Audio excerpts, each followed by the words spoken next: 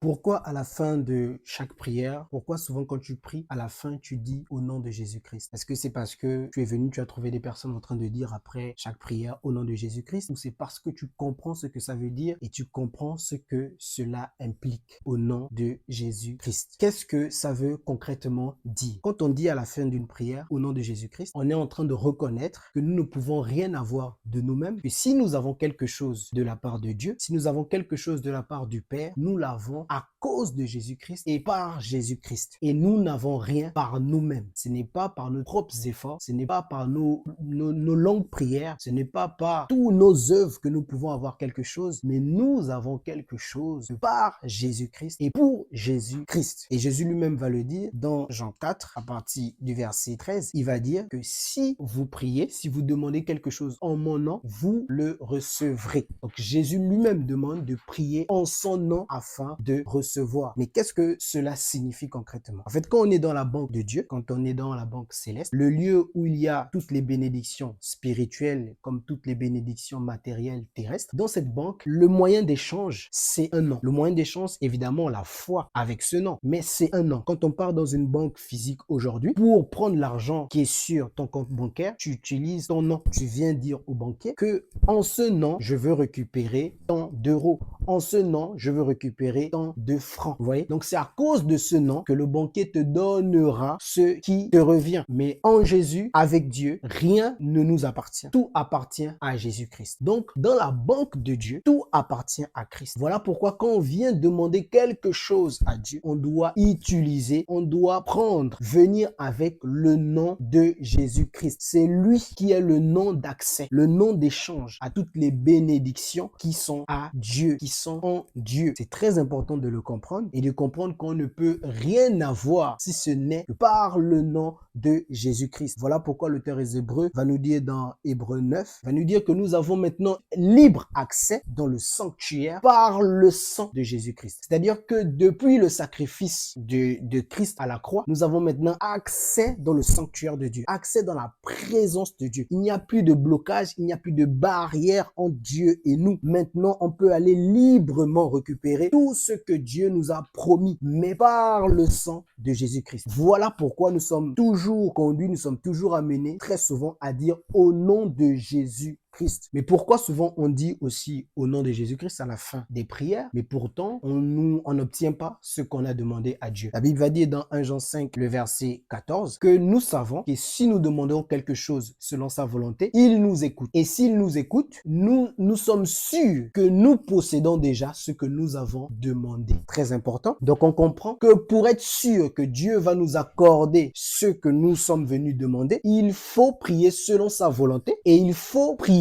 afin qu'il nous écoute. Donc, c'est parce qu'on a prié selon sa volonté qu'il nous écoute. Donc, on doit chercher à prier selon la volonté de Dieu. Voilà pourquoi, au nom de Jésus-Christ, à la fin d'une prière, sans une prière selon la volonté de Dieu, ne sert à rien. Au nom de Jésus-Christ doit être la conclusion d'une prière selon la volonté de Dieu, d'une prière qui plaît à Dieu. Si quelqu'un vient demander à Dieu, Seigneur, je veux réussir mes études afin d'être le plus connu, ça, c'est pas une prière selon la volonté de Dieu. Donc, même si tu dis au nom de Jésus-Christ, après cette prière, tu n'auras rien. En fait, Dieu ne t'écoute pas. Mais Dieu, par contre, t'écoutera si tu dis, par exemple, tu veux réussir tes études afin d'honorer tes parents. Là, Dieu trouve son compte à l'intérieur parce que c'est sa parole. La Bible dit d'honorer son père et sa mère. Donc là, Dieu t'écoute parce qu'il n'écoute que sa parole. C'est très important de le comprendre. Dieu n'écoute que son enseignement.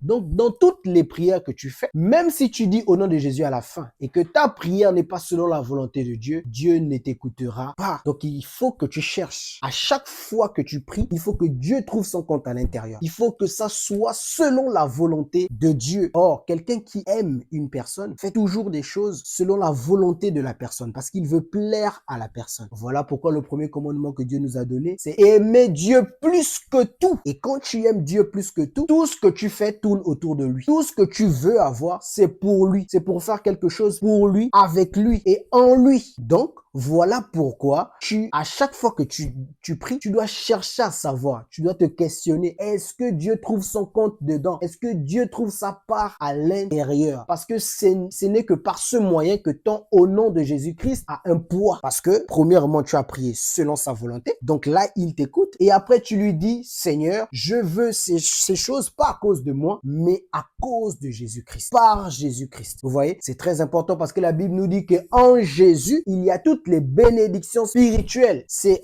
en lui que Dieu a tout renfermé.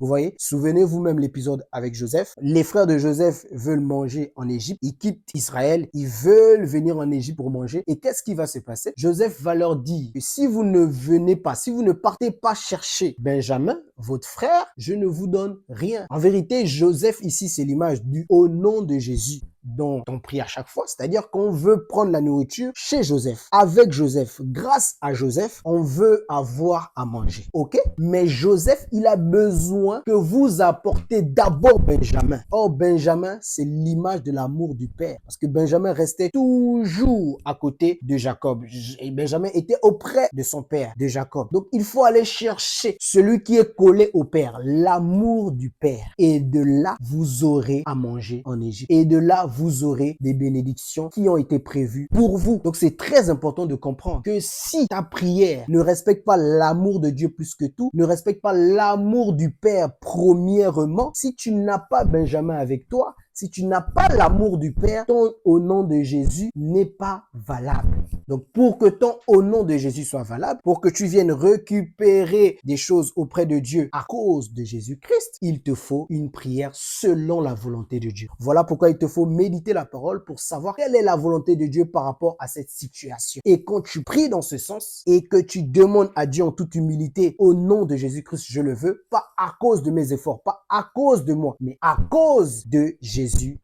Car nul n'est agréable à Dieu si ce n'est Jésus-Christ lui-même, son Fils. Vous voyez, la Bible va dire que sans la foi, il est impossible de lui être agréable. En fait, donc pour être agréable à Dieu, il faut avoir la foi. La foi en quoi? La foi en Jésus-Christ. C'est parce que Jésus est en nous par la foi, comme nous dit la parole, que nous sommes agréables aujourd'hui à Dieu. Vous voyez? Donc pour que Dieu t'écoute, pour que Dieu prenne ta prière, exauce ta prière, il faut premièrement que ta prière soit selon sa volonté et ensuite elle soit faite en toute humilité avec au nom de Jésus-Christ, pas en ton propre nom. Que le Seigneur te bénisse. Apprends à prier. Amen.